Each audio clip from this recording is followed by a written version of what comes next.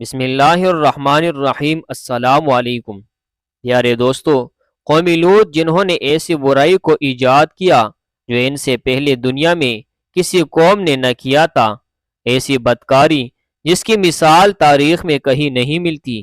اس قوم نے ایسا کیا کام کیا تھا اور ان کا کیا انجام ہوا؟ حضرت لوط علیہ السلام اللہ کے ایک برگزیدہ نبی تھے۔ آپ کے والد کا نام ہاران تھا جو تاریخ کے بیٹے تھے۔ آپ کی پیدائش عراق کے قدیم شہر ہور میں ہوئی تھی۔ اس شہر میں ابراہیم علیہ السلام کا مسکن تھا۔ دراصل لوط علیہ السلام کے والد ہاران حضرت ابراہیم علیہ السلام کے سگے بھائی تھے، یعنی حضرت لوط علیہ السلام حضرت ابراہیم علیہ السلام کے بھتیجے تھے۔ چونکہ حضرت لوط علیہ السلام کے والد ان کے بچپن میں ہی انتقال کر چکے تھے، لہٰذا حضرت لوط علیہ السلام کو حضرت ابراہیم علیہ السلام نے بیٹا بنا کر پالا تھا۔ آپ حضرت ابراہیم پر سب سے پہلے ایمان لانے والوں میں شامل ہیں۔ آپ حضرت ابراہیم علیہ السلام کے زمانے میں اہل سدوم کے رہنمائی کے لیے نبوت کے منصب پر فائز ہوئے۔ حضرت لوط علیہ السلام کے بہت سارے معجزات ہیں۔ آپ جس وقت بارش کے لیے دعا کرتے تھے تو آسمان بادلوں سے بھر جاتا اور خوب بارش ہوتی تھی۔ حضرت لوط علیہ السلام جس پتھر پر سر رکھ کر سوتے، اس پتھر پر آپ کے سر مبارک کا نشان بن جاتا تھا۔ سدوم وہ علاقہ تھا جہاں لوط علیہ السلام مبعوث فرمائے گئے۔ سدوم کے آس پاس 5 نہایت ہی خوبصورت شہر آباد تھے، جن میں سے ایک کی آبادی 1,00,000 نفوس سے زیادہ ہی تھی۔ یہ علاقے نہایت ہی سرسبز و شاداب اور قدرت کی فیاضی کا حسین شاہکار تھا۔ یہاں باغات کی کثرت تھی، لہلہاتی کھیتیاں یہاں کی ضرورت سے کہیں زیادہ تھی۔ اردن، شام اور اسرائیل کے درمیان بسا ہوا یہ علاقہ نہایت ہی زرخیز تھا۔ وہاں طرح طرح کے اناج، پھل، میوے بکثرت پیدا ہوتے تھے، اور یہی وجہ تھی کہ آس پاس کے بستیوں کے لوگ بھی اپنی معاشی اور غذائی ضرورت کے لیے ان بستیوں کی طرف آتے تھے۔ مگر یہ بات اہل سدوم کے لوگوں کو بالکل بھی پسند نہ تھی۔ ان کے خیال میں ان کی بستیوں میں پیدا ہونے والے پھلوں، اناجوں اور سبزیوں پر صرف ان کا ہی حق تھا۔ وہ نہیں چاہتے تھے کہ دوسری بستیوں کے لوگ ان کے علاقے میں آئے۔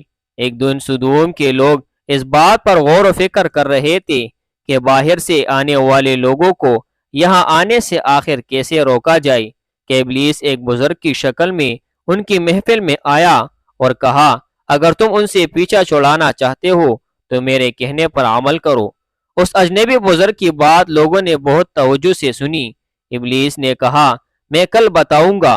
دوسرے دن ابلیس ایک خوبصورت نوجوان لڑکے کی بیس میں آیا اور انہیں اپنی عورتوں کے بجائے مردوں کے ساتھ فعل بد کرنا سکھایا۔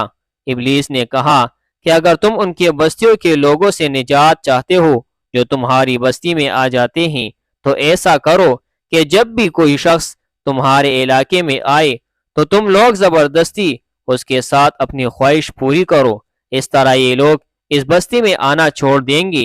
اپنی نفسانی خواہشات کے لیے مردوں سے بدفعلی اس قوم کا دستور بن گیا تھا۔ یہاں بے حیائی عام ہو گئی تھی۔ حکمران سردار رؤفہ ہر طبقے میں گھر گھر یہ عمل پھیل گئی تھی۔ بڑی محفل میں یہ لوگ اس فحاشی کے کام کو کر کے خوش ہوتے تھے۔ کوئی بھی محفل اس کام کے بغیر ادھوری سمجھی جاتی تھی۔ خاص کر مسافروں میں سے کوئی خوبصورت لڑکا ہوتا تو یہ لوگ اسے اپنا شکار بنا لیتے۔ تلمود میں لکھا ہے کہ اہل سدوم اپنی روزمرہ کی زندگی میں سخت ظالم، دھوکے باز اور بدمعاملہ تھے۔ کوئی مسافر ان کے علاقے سے بخیریت نہ گزر سکتا تھا۔ کوئی غریب ان کی بستیوں سے روٹی کا ایک ٹکڑا نہ پا سکتا تھا۔ بارہا ایسا ہوتا تھا کہ باہر کا آدمی ان کے علاقے میں پہنچ کر فاقوں سے مر جاتا اور یہ اس کے کپڑے اتار کر اس کی لاش کو برہنہ دفن کر دیتی۔ اپنی وادی کو انہوں نے ایک باغ بنا رکھا تھا جس کا سلسلہ میلوں تک پھیلا ہوا تھا۔ اس باغ میں وہ انتہائی بے حیائی کے ساتھ اعلانیہ بدکاریاں کرتے تھے۔ حضرت لوط علیہ السلام نے انہیں توحید کی دعوت دی اور بدکاری کے اس گناہونے عمل سے توبہ کرنے کا حکم دیا۔ حضرت لوط علیہ السلام نے کہا، تم بے حیائی کیوں کرتے ہو؟ کیا تم عورتوں کو چھوڑ کر لذت حاصل کرنے کے لیے مرد کی طرف مائل ہوتے ہو؟ حقیقت یہ ہے کہ تم احمق لوگ ہو۔ حضرت لوط علیہ السلام سدوم کو دن رات واعظ و نصیحت کیا کرتے، لیکن قوم پر اس کا کوئی اثر نہ ہوا، بلکہ وہ بہت فخریہ انداز میں یہ کام کرتے تھے۔ انہیں حضرت لوط علیہ السلام کا سمجھانا بھی برا لگتا تھا، لہٰذا انہوں نے صاف صاف کہہ دیا کہ اگر تم ہمیں اسی طرح برا کہتے رہے اور ہمارے کاموں میں مداخلت کرتے رہے تو ہم تمہیں اپنے شہر سے نکال دیں گے۔ حضرت لوط علیہ السلام نے نصیحت و تبلیغ کا سلسلہ جاری رکھا، لہٰذا ایک دن اہل سدوم نے خود ہی عذاب الہی کا مطالبہ کر دیا۔ اللہ تعالیٰ نے اب تک ان کے اس بدترین فحاشی اور اس بدکاری کے باوجود ڈیل دے رکھی تھی، لیکن جب انہوں نے حضرت لوط علیہ السلام سے ایک دن کہا کہ اگر تم سچے ہو تو ہم پر عذاب لے آؤ، لہٰذا ان پر عذاب الہی کا فیصلہ ہو گیا۔ اللہ نے اپنے خاص فرشتوں کو دنیا کی طرف روانہ کر دیا۔ یہ فرشتے دراصل حضرت جبریل، میکائیل اور اسرافیل علیہ السلام تھے۔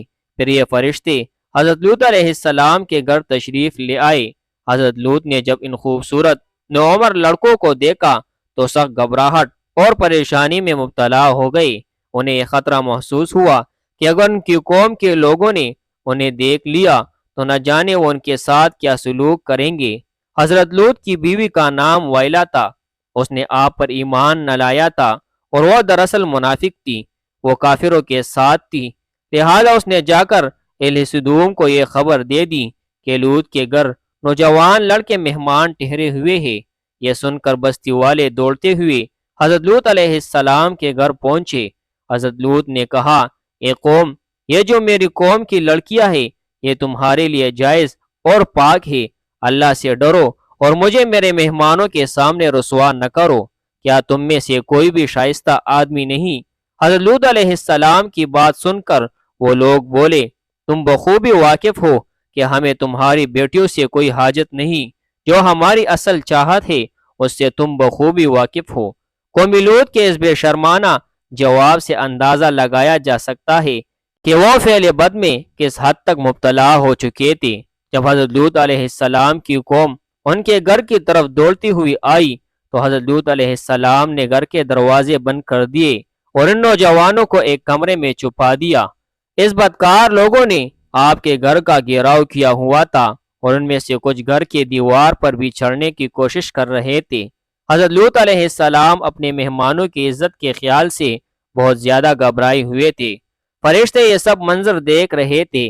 جب انہوں نے حضرت لوط علیہ السلام کی بے بسی اور پریشانی کا یہ عالم دیکھا تو حقیقت سے پردہ اٹھاتے ہوئے یوں فرمایا، اے لوط، ہم تمہارے رب کے بھیجے ہوئے فرشتے ہیں، یہ لوگ ہرگز تم تک نہیں پہنچ سکیں گے۔ ابھی کچھ رات باقی ہے، تو اپنے گھر والوں کو لے کر چل دو اور تم میں سے کوئی شخص پیچھے مڑ کر نہ دیکھے۔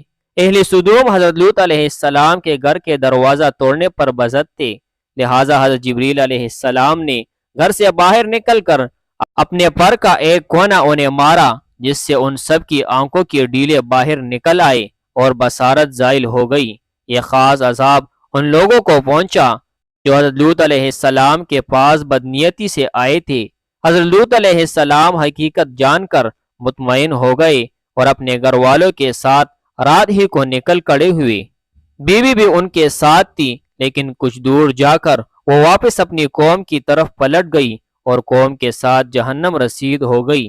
صبح کا آغاز ہوا تو اللہ کے حکم سے حضرت جبریل علیہ السلام نے بستی کو اپنے پر سے اکاڑ دیا اور پھر اپنے بازو پر رکھ کر آسمان پر چڑھ گئے، یہاں تک کہ آسمان والوں نے بستی کے کتے کے بھونکنے اور مرغوں کے بولنے کی آوازیں سنی۔ پھر اس بستی کو زمین پر دے مارا، جس کے بعد ان پر پتھروں کی بارش ہوئی۔ ہر پتھر پر مرنے والوں کا نام لکھا ہوا تھا۔ جب یہ پتھر ان کو لگتے تو سر پاش پاش ہو جاتے۔ صبح سویرے شروع ہونے والا یہ عذاب اشراق تک پوری بستی کو نیست و نابود کر چکا تھا۔ قوم لوط کی ان خوبصورت بستیوں کو اللہ نے ایک انتہائی بدبودار اور سیاہ جھیل میں تبدیل کر دیا، جس کے پانی سے رہتی دنیا تک کوئی فائدہ نہیں اٹھایا جا سکتا۔ سمندر کے اس خاص حصے میں کوئی جاندار مچھلی، مینڈک وغیرہ زندہ نہیں رہ سکتے، اس لیے اسے ڈیڈ سی یعنی بحریہ مردار کہا جاتا ہے، جو اسرائیل اور اردن کے درمیان واقع ہے۔ ماہرین آثار نے 10 سالوں کی تحقیق اور جستجو کے بعد اس تباہ شدہ شہر کو دریافت کیا تھا۔ تحقیق سے پتہ چلا تھا کہ اس شہر میں زندگی بالکل ختم ہو چکی ہے۔ اس شہر کے راستے اور کنڈرات کو دیکھ کر آرکیولوجسٹ نے اندازہ لگایا کہ جب یہ شہر تباہ ہوا تو اس وقت لوگ روزمرہ کے معمولات کے کاموں میں مشغول تھے اور یہاں زندگی اچانک ختم ہو گئی تھی۔ اہل سدوم جنہیں پتھر بنا دیا گیا تھا، ان کے بت ابھی تک بحر مردار کے پاس موجود ہے، جو تا قیامت لوگوں کے لیے ایک عبرت ہے۔ آج یورپی ممالک میں انسانی آزادی کے نام پر اس بدکاری کی اجازت دی جاتی ہے اور اس فحش عمل کو فخر سمجھا جاتا ہے، مگر حقیقت یہ ہے کہ ہم جنس پرستی بالکل فطرت کے خلاف ہے، جس سے انسانی معاشرہ تباہ و برباد ہو جاتا ہے۔ روایتوں کے مطابق ایک مرتبہ حضرت سلیمان علیہ السلام نے شیطان سے پوچھا کہ اللہ کے نزدیک سب سے بدترین عمل کیا ہے؟ ابلیس بولا، جب مرد مرد سے بدفعلی کرے اور عورت عورت سے خواہش پوری کرے۔